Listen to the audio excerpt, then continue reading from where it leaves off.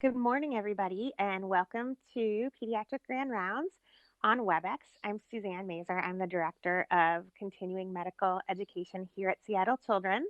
And now I have the pleasure of introducing Dr. Doug Diekema, who is a professor of pediatrics at the University of Washington School of Medicine with adjunct appointments in the departments of bioethics and humanities and internal medicine in the School of Medicine and the Department of Health Services in the School of Public Health. He's also an attending physician in the emergency department at Seattle Children's Hospital. He serves as the Director of Education for the Truman Katz Center for Pediatric Bioethics at Seattle Children's Research Institute. He's been a member of Seattle Children's Ethics Committee since '91, served as an ethics consultant for 26 years, has been chairperson of the Institutional Review Board since 2000, and founded the Center for Pediatric Bioethics at Seattle Children's in 2004. Dr. Diekema has authored numerous scholarly publications in medical ethics and pediatric emergency medicine. He is an editor of Clinical Ethics in Pediatrics, a case-based textbook, and an elected fellow of the Hastings Center, and was honored by the AAP as the 2014 recipient of the William G. Bartholomew Award for Ethical Excellence. So welcome and some virtual applause for Dr. Doug Diekema. Thanks so much. Thank you, Suzanne, and good morning, everyone. We are going to talk about ethics and COVID this morning, and before I do that, I need to give you my obligatory disclosures.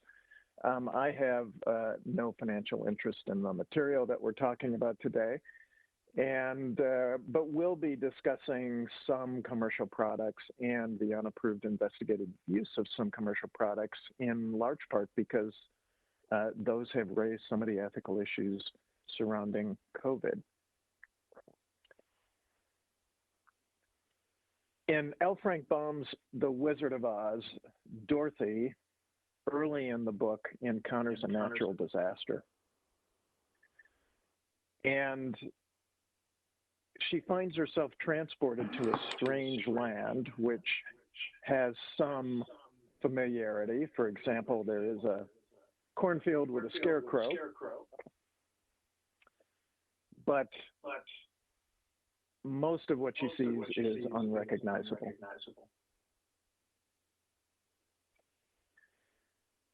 That is not unlike what we face today. 6 months ago, had I gone on a walk, seen this beautiful flower, I would have thought, what a beautiful flower. When I did so earlier this week, I thought, man, that looks like coronavirus. The world has changed. The way we see the world has changed. And I suspect in many ways it never will look quite the same again for many of us. So I'm going to ask you to follow me along the yellow brick road here, and along the way we're going to encounter 6 of the ethical issues that have sort of raised their self above maybe some others on our way to the Emerald City. And there are certainly more than these 6, but I'm going to primarily focus on these 6. Now, we all know this started, at least came to our attention in January. And we now know that coronavirus had probably been circulating at least since December, not only in China, but probably in Washington state as well. But nonetheless, this came to our awareness in January 2020 with an outbreak of pneumonia that at the time was of uncertain etiology in Wuhan, China. January 21st, which I'll remind you is exactly 4 months from today. And for some of you, you're probably thinking, wow, it's been 4 months already. And for those of you with children at home, you're thinking, oh, I thought it had been 4 years. But it's been 4 months since the first recognized case of coronavirus came to our attention in Washington state. And that's really when everything changed. And it's changed fairly rapidly in 4 months.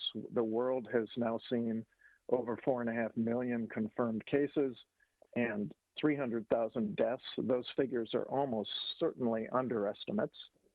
Washington state just crossed the 1,000 death threshold, and we're rapidly approaching 20,000 deaths in our state. Not surprisingly, over a third of those have occurred in our own county, King.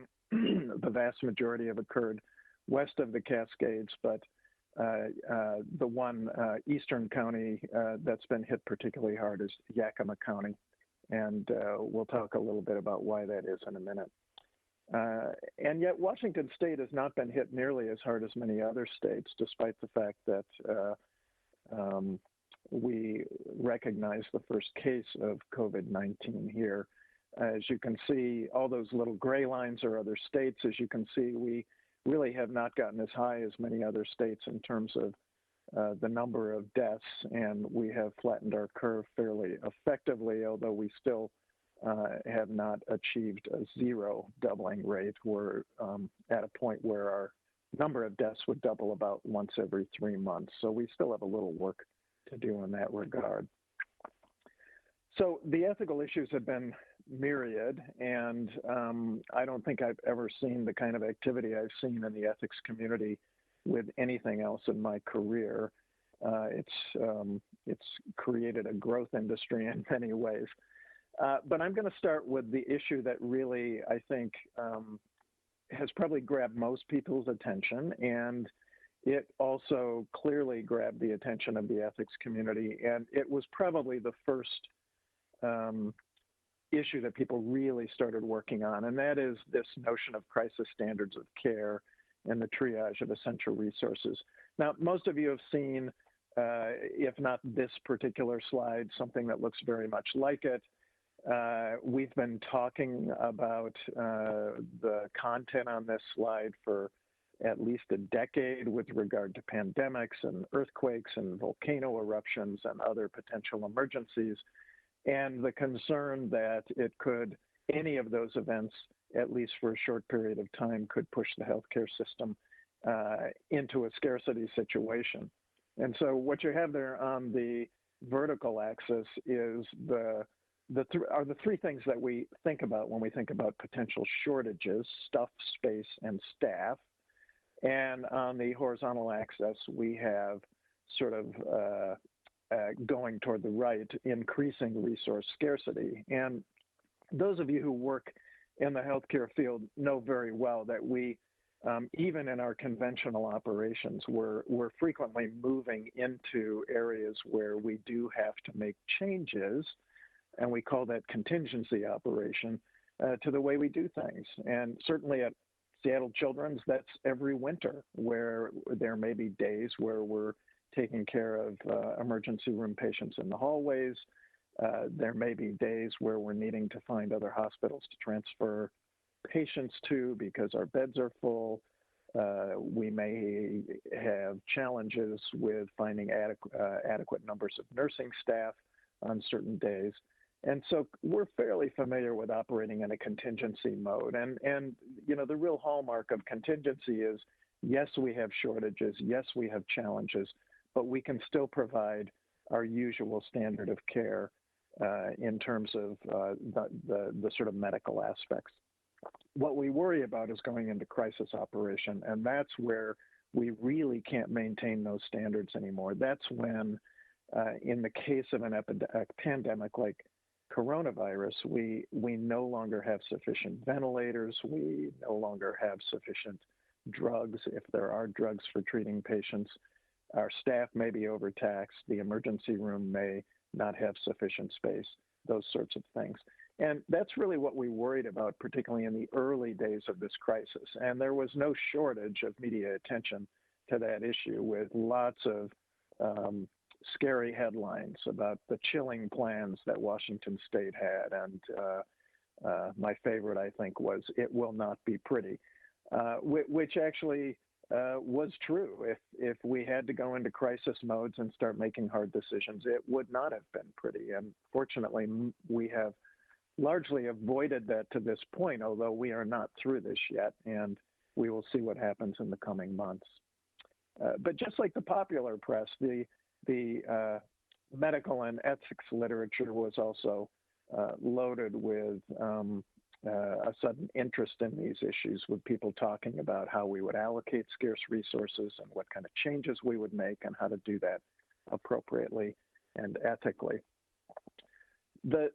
The challenge here from the provider perspective is that As you all know, clinicians, physicians, nurses, therapists of all kinds focus on the care of the individual. Their primary obligation is to the best interests of their patient.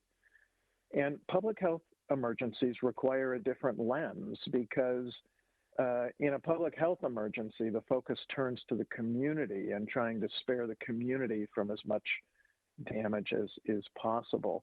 And so that public health emergency situation, when you go into crisis standards of care, really requires clinicians to change their focus to more of a community focus. And that is asking clinicians to do something that feels very different than what they usually do and can cause great levels of distress, can be very difficult, and so on. So it's really a shift in the way we think about things.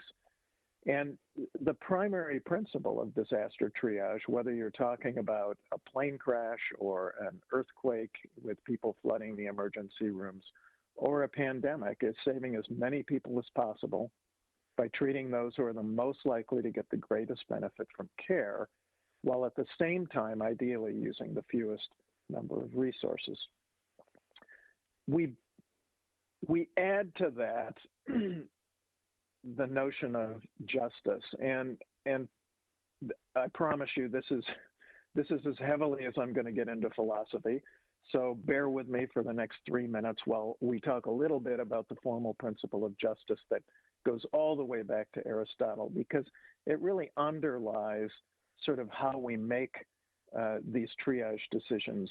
And Aristotle's principle in its simplest form was really that everyone deserves to be treated the same unless there's a good, and by good he really means relevant and justifiable reason to treat some people differently. And what we struggle with in the ethics world is, okay, what conditions would be relevant and justifiable when it comes to treating some people differently, say in an emergency? And the answer to that is it depends. So if you think about promotions or pay, we generally consider merit or desert or effort to be the relevant feature there. And so, you know, the common phrase, equal work should, you know, result in equal pay is really a reflection of this principle. People who work the same number of hours and accomplish the same amount of work in general should be paid the same amount. And that should be the relevant factor, and that should really be the only relevant factor. We can also use reciprocity, and this is really the way investments and the market works. You can expect to get back something in proportion to what you put into, for example, an investment account. And then there are also some things where equality is considered to be the important feature, and an example of that would be the application of our laws. If you go through a red light, nothing should matter other than the fact that you went through a red light, and that law should be applied equally to anybody who goes through that red light. It doesn't matter how much effort you put in going through the red light. It doesn't matter how much you think you deserved to go through the red light. The real fact of the matter is you went through the red light. And then finally, there are some things we feel should be distributed based on need, where some people get more because they need more. And in general, we have felt that healthcare and certainly disaster triage fall into that category, where the primary reason for treating one patient, for example, differently than another is because they have a greater need.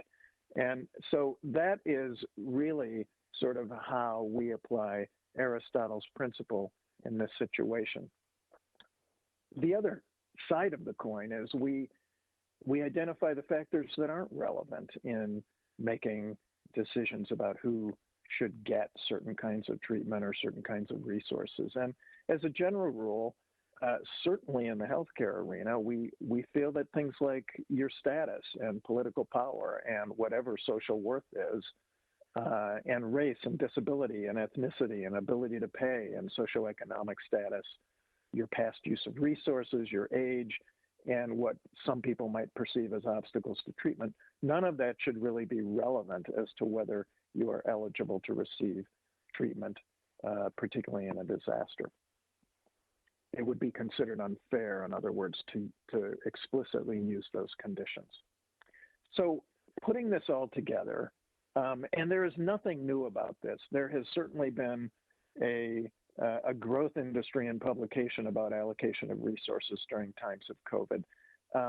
But 30 years ago, John Kilner wrote what remains one of the best treatments of basic allocation in shortage situations. And those themes really carry through in most of the ways people think about allocation today.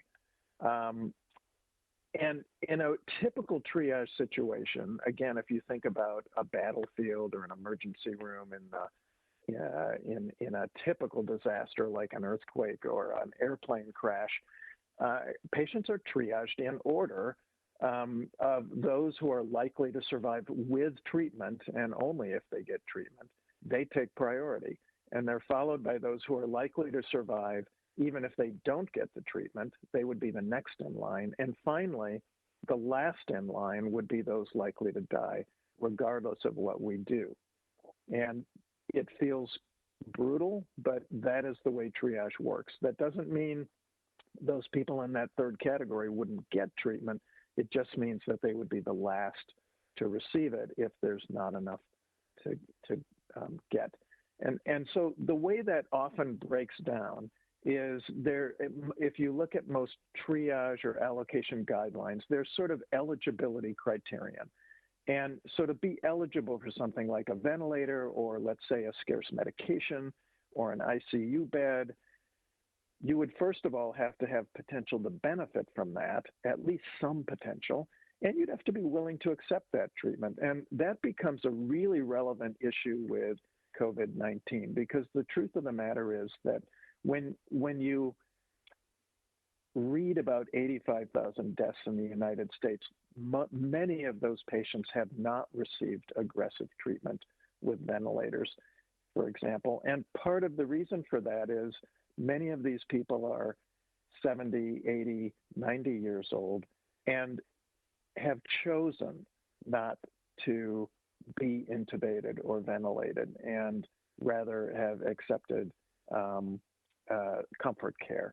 And so they would not be eligible for ventilators because, quite frankly, they don't want them. And that becomes an important part of this equation when we talk about something like COVID-19. Now, of those who are eligible, we then have to order people, and the first in line would be those who are the likely to benefit from whatever it is we're talking about, those who need it the most. Going back to that, you're going to die if you don't get this sort of issue, and some people would argue those who require less of a resource. Now, if you need a ventilator, you need a ventilator, and there has been talk about whether ventilators can be used on two patients and that sort of thing in an effort to stretch them. But for the most part, if you need a ventilator, you need a ventilator. And so the way this would translate in COVID is some people have suggested, for example, maybe we should try to predict how long somebody's going to need to be on the ventilator and give it to people who are likely to survive on a shorter time. Or if you think about a medication, those who might require a lower dose and therefore stretch the supply further. And then finally, for people who sort of rank equally in terms of their likelihood of benefit and degree of need and maybe the resource they'll require, you then need some kind of a tiebreaker. And the two tiebreakers in general are either those who got there first, they were the first one to need the medication or the ventilator, or you use some kind of a random allocation method for all of those who are sort of in a similar place in the line. Now, there are a number of questions that come up as we think about this, and I'm going to come back to this in relation to how we in Washington State have sort of thought about these issues. But in the process, we all around the country have had to face several issues, and one of them is how to define benefits. So if you look at first in line, likelihood of benefit is really the key feature here. But how do you define benefit in COVID-19? Do we count life years so that a 30-year-old who potentially has 50 years left to live actually counts as deriving more benefit from being on a ventilator, for example, than somebody who's 80 and may only have a remaining lifespan of 5 to 10 years? Or do we use quality adjusted life years where we try to factor in things like disability or other things? Or do we use long-term survival, have some kind of a definition of what long-term survival is? Or maybe some people have suggested 5-year survival, or simply survival to discharge. And I can tell you that these all have problems. A major problem with most of them, with the exception of the last, is predictability. It's pretty hard to predict how long somebody's going to live. And the quality adjusted life years, it's not difficult to see how that can have a significant impact on people who have comorbidities and disabilities. And many of us would consider that to be an unfair discrimination against certain groups of people.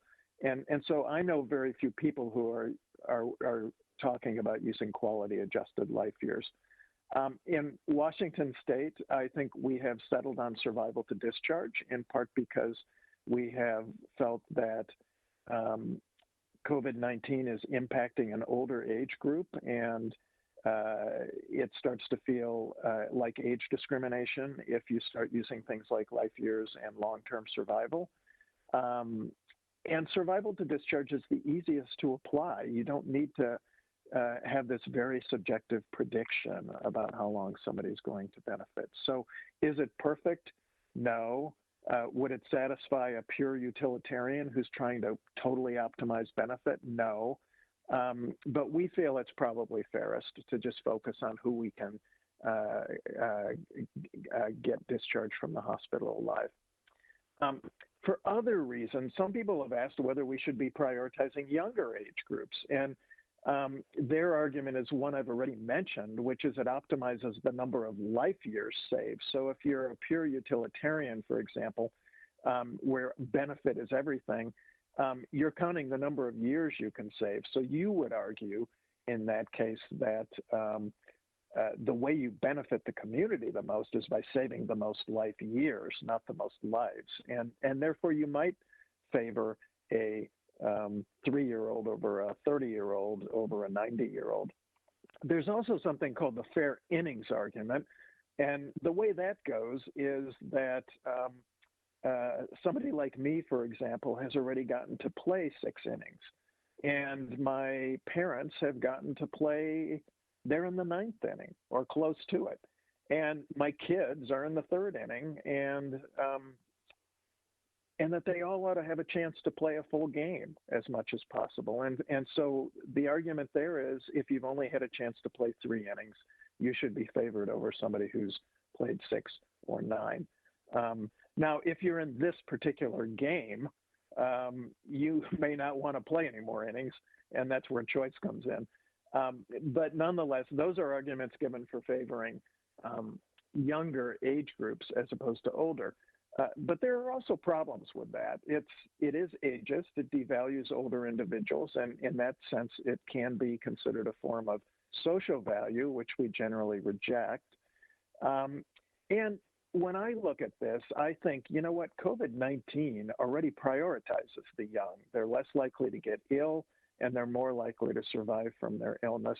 And so it's not clear to me that you need another factor in there that even further deprioritizes older individuals with this particular disease. And then others have pointed out that if you favor younger age groups, you find yourself in a sort of bizarre situation where you may be prioritizing a child over the parent who takes care of them. And then there's the modest challenge of defining what an inning is. Do you favor a 3-year-old over a 4-year-old? And most people have agreed that's absurd.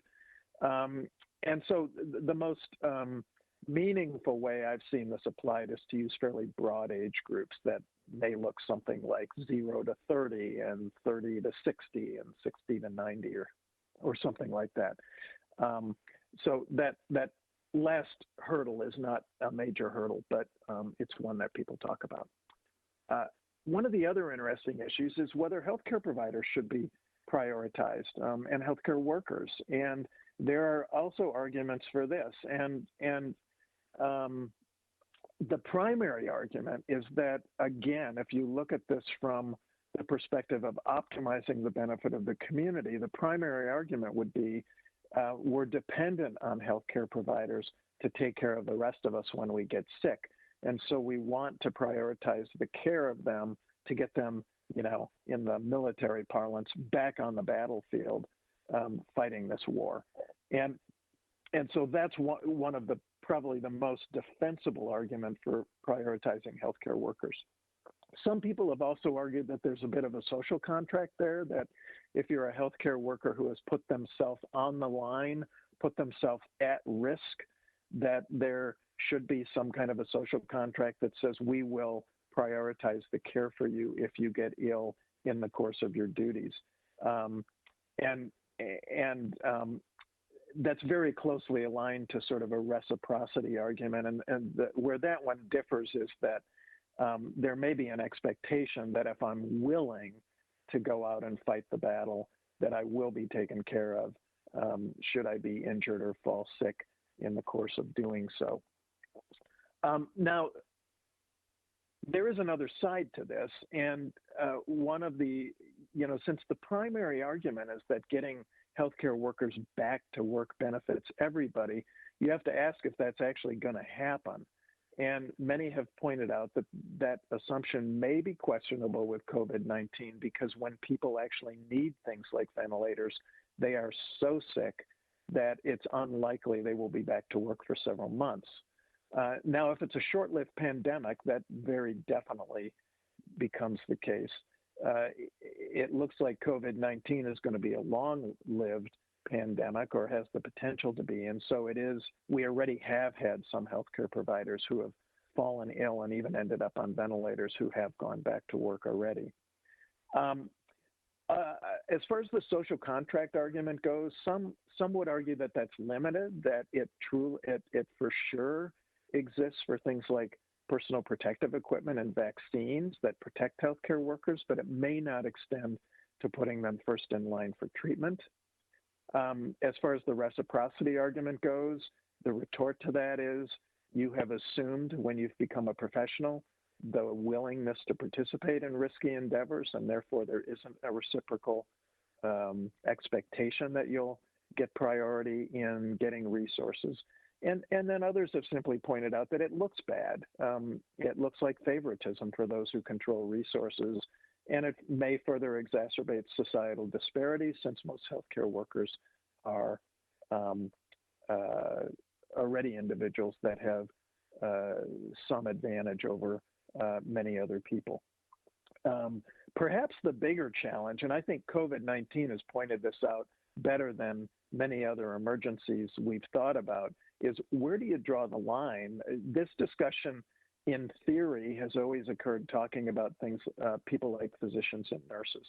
And I think what we're realizing now is that many of these arguments apply to a whole lot of other people, that those of us who are working in hospitals right now recognize that the level of risk that's being assumed by the people cleaning the rooms between patients and by the people who are continuing to provide meals to patients and manning the pharmacy and doing that work, all should maybe be put in this pool of healthcare workers. And then it gets even more complicated because there are other essential workers in the community. So whereas this has traditionally easily been extended to police and paramedics, the question now is, well, what about people who are willing to work in the grocery stores so that we can have availability of food? And what about the delivery people who are all potentially putting themselves at risk? Shouldn't they also be prioritized? So I think one of the things COVID-19 has pointed out to us is this becomes really difficult to apply fairly it probably doesn't work to just prioritize healthcare workers. So when we go back to Washington State, the state has created an algorithm that is still really in an interim form as discussions continue, and it's been revised multiple times, and I don't expect you to see the details on this slide. If you really want to look at the details, you can go to the Northwest Healthcare Response Network's website and download these materials. But what I want to point out is that our algorithms have modified what I showed you earlier. We have maintained eligibility criterion where there needs to be some evidence that you will benefit from whatever it is we're talking about, whether it's a ventilator or a medication. You have to be willing to accept that treatment. But first in line has largely moved almost entirely in the direction of those who are most likely to survive on a ventilator, for example. And so we're looking primarily at as objective indicators that are as objective as possible to give us an idea of who is most likely to survive on a ventilator in a critical care situation. And we have really eliminated the amount of resource required, recognizing that that's an incredibly subjective guess. And we have largely eliminated the degree of need because, at least in terms of ventilators, by the time you need one, you need one. And it's pretty hard. We're not putting people on ventilators until they need them. And so it's pretty much a hard line. There really aren't degrees of need, at least with ventilators. Now, this may change if we're talking about other resources. And then finally, our tiebreaker is a random distribution method, rolling the dice using a computer-generated randomization model for people with similar likelihoods of benefit. The reason first in line gets tossed out is that people who have resources are more likely to be able to get there first. People who have ready access to a physician are more likely to be referred in quicker. And so we consider it to be unfair to those who are already disadvantaged in important ways, and so have eliminated first in line for the most part. The other thing we've done is talked about triage teams. And the reason for this is that these are incredibly difficult decisions. And we don't really want bedside providers making them, carrying that burden by themselves. We want a team that can make more objective evidence-based assessments, can potentially be blinded to the irrelevant factors I talked about earlier, so that they're not as subject to implicit bias, and who might have a situational awareness of the regional needs as well. And so most places have designed these algorithms to be applied by some kind of a triage team as opposed to having bedside providers do it at the bedside. Now, we started out this conversation talking mostly about ventilators, but we now are faced with other questions, and the most recent has related to the antiviral drug remdesivir, which the supply of which Gilead just released to the states because the FDA said even though this drug is not approved for use, they're going to allow it to be used in patients with COVID-19. And to give you some idea of the context, the first shipment of that drug, which was in Gilead's entire supply at the time, included 100 doses for Washington State. And this was earlier this week.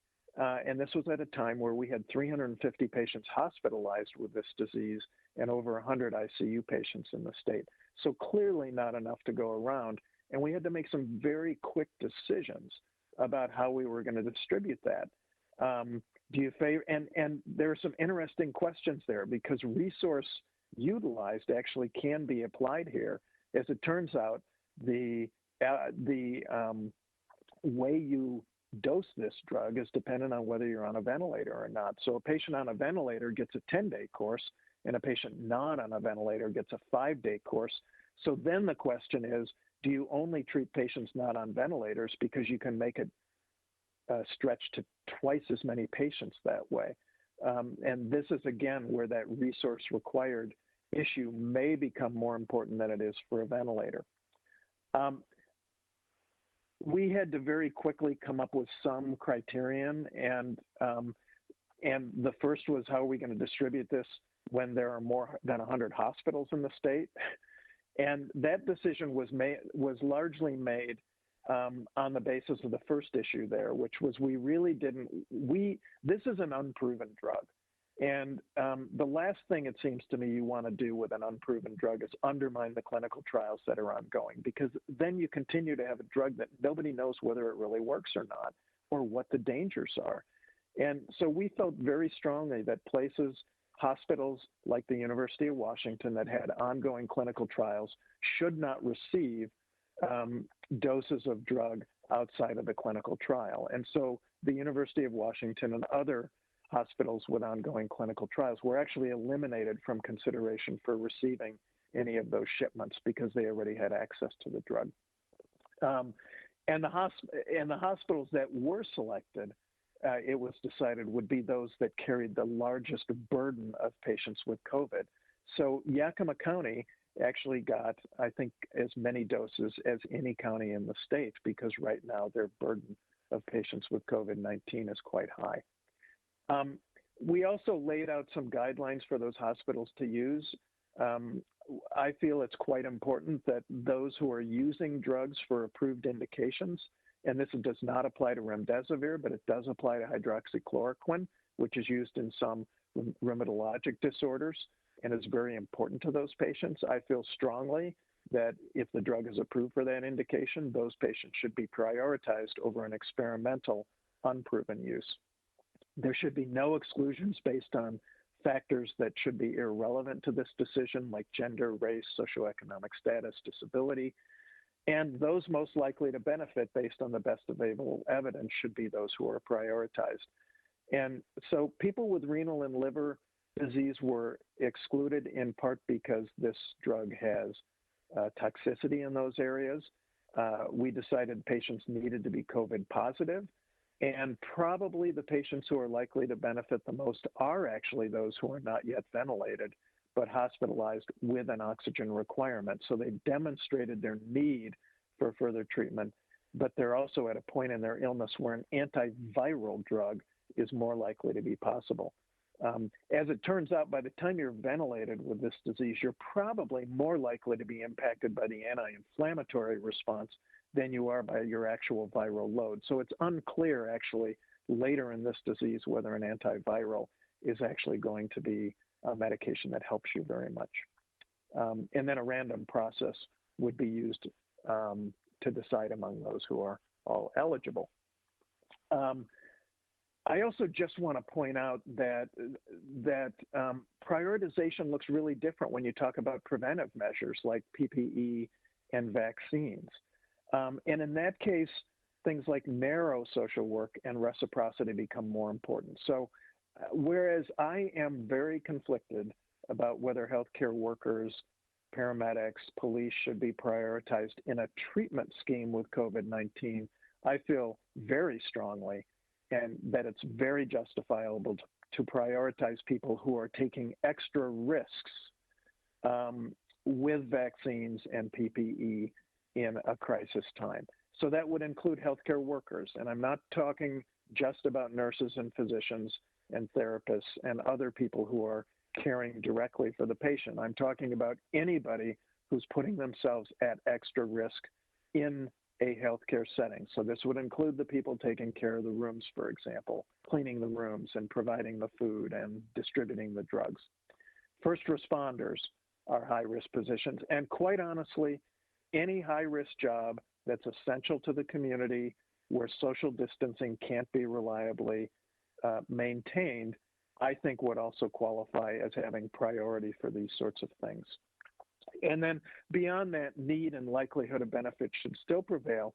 And so it turns things on its head a little bit. It's actually the case that likelihood of benefit may actually, to some degree, put people with significant comorbidities who are likely to die regardless of what you do, whether you put them on a ventilator, they would potentially rank very low on the list for a ventilator, but they would be at the top of the list for things like vaccines.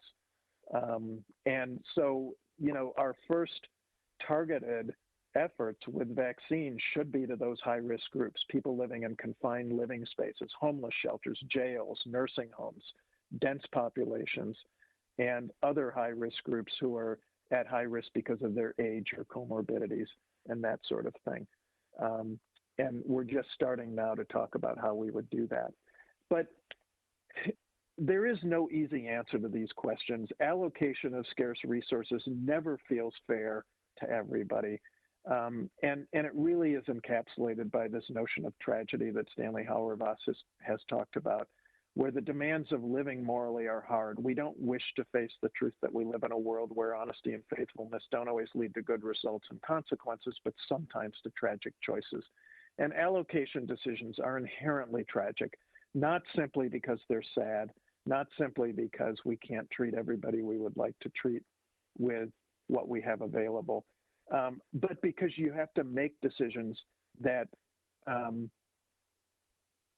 that just end up not providing somebody with something that they might potentially benefit with. And that is tragic, and it's one of the things that makes the moral life difficult.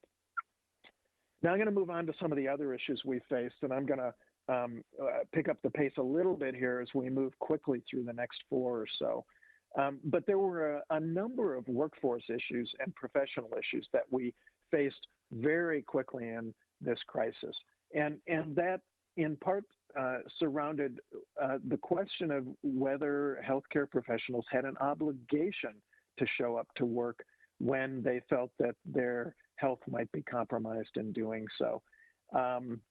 And as a general rule, we do feel that professionals have a duty to care even when there's some risk to themselves. And whereas the AMA Code of Ethics and the nursing codes aren't necessarily the end-all and be-all of ethics, in general, most ethical thinking does argue that when you join a profession, you make a profession to serve others, even if there is some impact on your own welfare in doing so.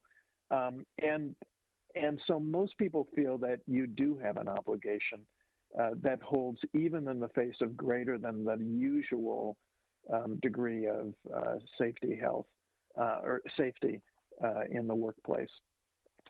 It's also important to point out that when you allow some professionals to opt out, it actually increases the risk to those who remain. And so there is, to some degree, a fairness issue here with our colleagues when we opt out.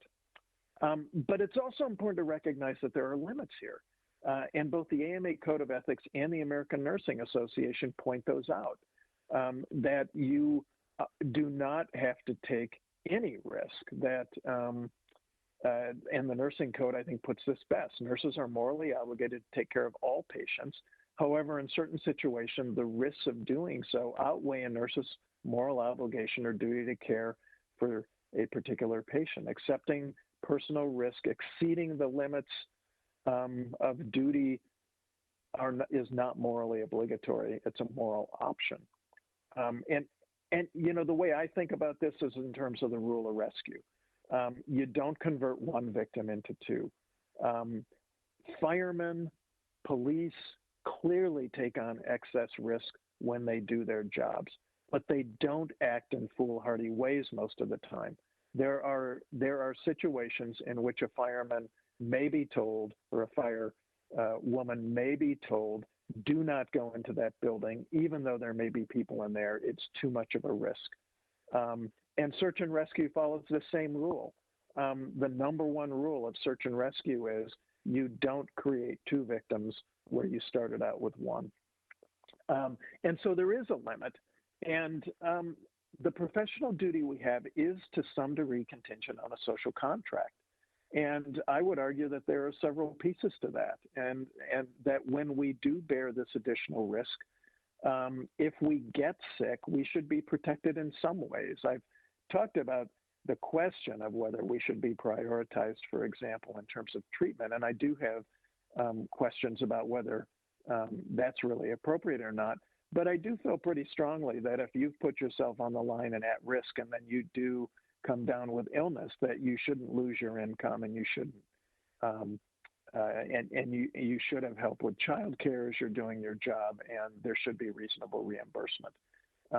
I have to admit I'm very disturbed by the situation we have in many places in this country where physicians in places like New York are being asked to in some cases, with inadequate PPE, physicians and nurses in particular, take extraordinary risks, and then at the same time being told they're going to take 10% or 20% pay cuts. That just is not society holding up their contract with professionals. There is also a duty to protect. If the expectation is that professionals will bear additional risk, then they need to be provided with adequate personal protective equipment. And I think if that cannot be done, society to some degree loses their expectation that those healthcare providers will continue to bear risk. And so I think this is a two-way street to some degree. And then finally, and I was delighted to see that the Seattle Times weighed in on this, I think it was yesterday, there needs to be liability protection when we go into crisis standards of care. If we have no option other than providing care that does not meet our usual standards, healthcare providers should not be subject to criminal and civil penalties that may result from that. They should be protected from liability.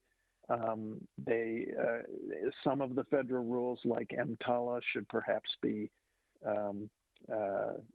constrained during times of crisis.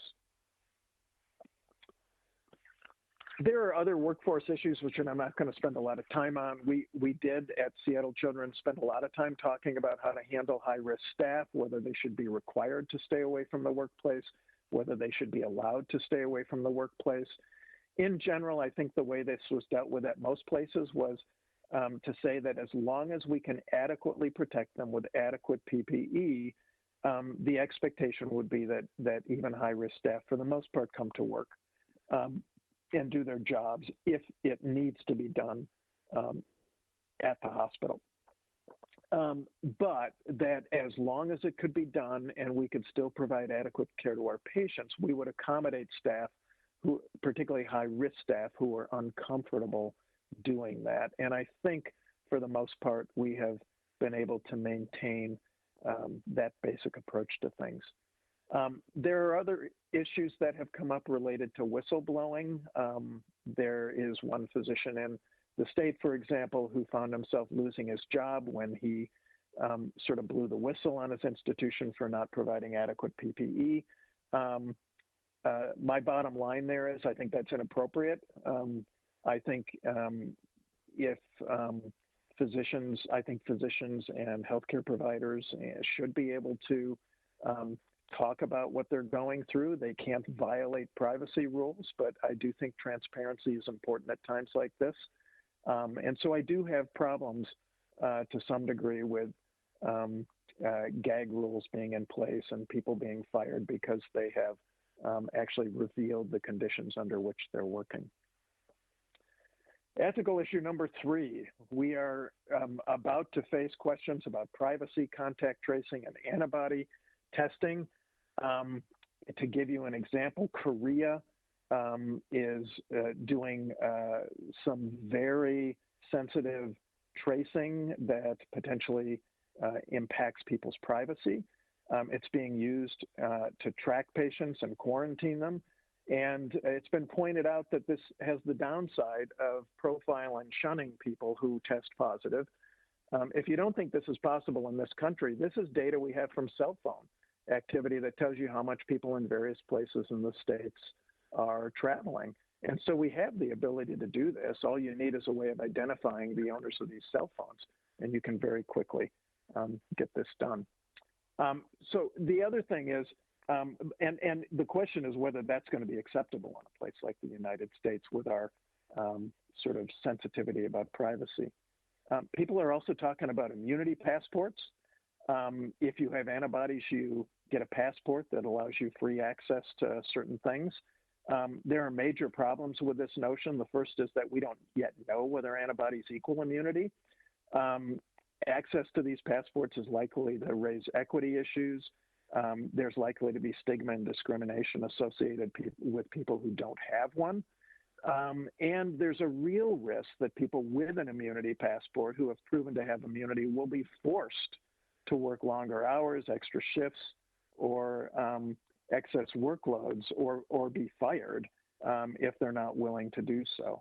And then it's also been pointed out that it may encourage some people to actually have COVID-19 parties to get infected so that they can get a passport.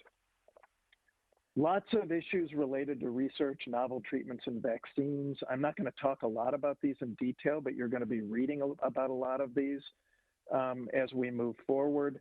As we have potential drug treatments, as we have new vaccines, there have been questions raised about whether we should be relaxing our usual standards to approve those drugs. The short answer from my perspective is no, we shouldn't. We have a long history in this country of doing that, and it has almost always come back to bite us. And so we have to be very careful that we maintain high standards of approval for our drugs and therapeutics. Vaccine issues, I think the most interesting right now is whether challenge testing would be okay. And what that looks like is you would give people the experimental vaccine and then you would intentionally expose them to COVID-19, a very high-risk activity. But that is the quickest way to test a vaccine. And so we're having some interesting discussions right now about whether that would be okay or not. We have clearly done that with other diseases. There have been some malarial vaccine trials that have used challenge testing, for example. Who gets priority for a vaccine? Should a vaccine be required? And what about children, since they're less impacted? Is this a vaccine we would require for children? All issues I'm not going to answer today, but there are things to think about. So, you know, back to Oz, Dorothy really wanted to go home. There's no place like home. But I think many of you feel this way, but please, not all the time. And physical distancing has raised some really important ethical issues, and I think needs to be thought about really carefully. The bottom line here is this is a value judgment, and there is no question that physical distancing will probably decrease the number of deaths we see related to COVID. But it also has massive impacts on people's lives and their mental health and lots of other things. And those have to be balanced sensibly with the risks of allowing people to start moving about the community. And we have seen that. The cancellation of non-emergent surgeries and clinic visits has clearly harmed some patients. Stay-at-home orders, travel bans, and business closures. I don't have to tell you the impact that has had on the economy. And, you know, that's a sterile way of putting it. The bottom line is when we talk about the impact on the economy, we are talking about real people who can't pay their mortgages, who are losing their homes, who can't put food on the table. These are big deal issues. And I think we're going to be seeing the mental health ramifications of this in several months. We also, you know, we're surprised by a number of things. One of the things we now know is that there were many implications of physical distancing that we hadn't thought of. And one of them that impacts children significantly is there has been a major drop in vaccination rates. And as a result, we could be looking at the possibility of a resurgence of measles and pertussis and other infectious diseases as we move into the rest of the year. And then school closures have a very negative impact on children. Dimitri Kostakis wrote about this in an editorial in JAMA Pediatrics a couple of weeks ago. But a lot of families and children rely on school for meals. They rely on school for mentorship and support. We know there have been increases in domestic and child abuse because of the close quarters people are now living in, with the inability for kids to get away for some period of time. It's had a major impact on education, which has not been shared equally across the population. And parents can't work and do their jobs when their kids are home all the time. So again, really major impacts. And I'm not saying that we should just totally reopen. I think it needs to be done well, but I do think it's not fair to say we can just maintain stay-at-home orders until this disease is gone. There needs to be a balance, but it also needs to be done wisely. This is ridiculous. I have no problem with people protesting about getting back to work and that sort of thing, but polarization is not helpful. So when all of these people show up to protest and none of them wear masks and they all stand close to each other, not only is that just dumb, but it also is a real, it's extremely irresponsible from a societal perspective. These people are showing contempt for other people in society who they're putting at risk. And there is a role here for some personal responsibility. Do not arouse the wrath of the great and powerful law. I said come back tomorrow. If you are really great and powerful, you'll keep your promises. Do you presume to criticize the great art? You ungrateful creatures think yourselves lucky that I'm giving you audience tomorrow instead of 20 years from now. Oh. All right, back to the Wizard of Oz. So one of the things that's been remarkable about this pandemic is that it has pulled back the curtain on so many shortcomings, ethical shortcomings in the way we've designed healthcare and much of the way we do things. The COVID-19 hotspots have really shed a light on our moral failures. We clearly have an inadequate healthcare system in this country, and it's because we don't have a healthcare system in this country. It's not coordinated, and the shortcomings of that have become clear. The market alone cannot deal with public health emergencies. It's private hospitals that are now bearing the cost of dealing with public health aspects of this emergency, and that's a major problem. This is a public health emergency. It ought to be borne by the public, and the market will not do that alone. Our safety net has clearly been shown to be inadequate. Our rural hospitals, community health centers, tribal health services, and emergency response have all been challenged by COVID in ways that are a problem. We've had a lack of leadership at the federal level. I'm not going to talk more about that other than to say that this is precisely what the government is about, and the absence of leadership at that level has been felt in every state in our nation. The war on education and expertise has not been helpful here. The malignant role of social media with conspiracy theories actually undermining our ability to manage this disease have been a major problem. All of this has ethical ramifications. All of it's a problem. But where the curtain's really been drawn back is to point out the socioeconomic disparities that this virus has really unmasked, because this virus is targeting people who are disadvantaged to begin with, people in low-wage occupations, immigrants who are afraid to seek timely care, people living in crowded living situations.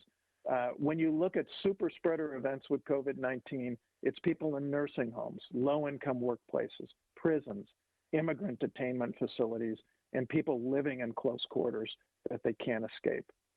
I would recommend that you take a look at Robert Reich's article where he talks about the 4 categories of people in our country. A third of them are people who continue to be employed. This has not been convenient for them. They're bored, but they're employed and they're safe. And then there are essential workers like many of you who are in healthcare or childcare or delivery services where we've been put at risk by inadequate PPE.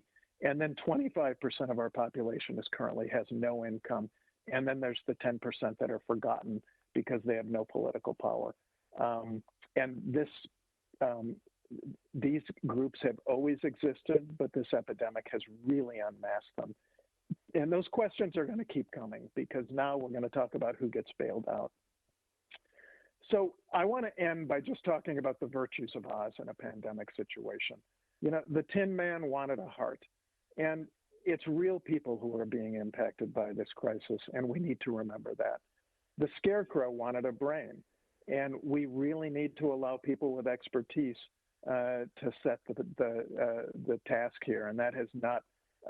It's been a little striking to see how expertise has been sidelined to some degree in some places. And then this whole thing is dealing with this takes courage. So, good ethics requires good facts, and that's where the scarecrow comes in. The Tin Man reminds us that facts only get you so far. You still need to resolve competing values. And as we talk about reopening society, we need to be willing to balance those values. And that's going to take courage. And the answer really lies back with Aristotle, because Aristotle pointed out that virtues are always the mean. Courage, for example, is not foolhardiness. It's about not being too timid and not being too stupid and taking a middle road. And the answer to reopening and many of these issues likely lies in the middle. Polarization will not help. And the virtue we all need at this point in time, I think, is the willingness to listen, to think about the two sides of issues, and to try to find a middle road as we deal with this together.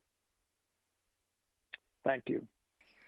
Thank you so much, Dr. Dikema, and everyone who is here. Unfortunately, we're out of time. There were some great questions in the chat, but never fear. I've already copied everything in the chat, and I'm planning to send your questions to Dr. Dikema. And hopefully, if he has some time carved out in the middle of all the ethics writing and working in the ED he's doing, he'll have a chance to answer those questions for us. But again, thank you everyone who's here. Thank you especially to Dr. Dikema for a wonderful talk. Thanks to all your questions in the chat, and we'll see you all next week. Thank you so much.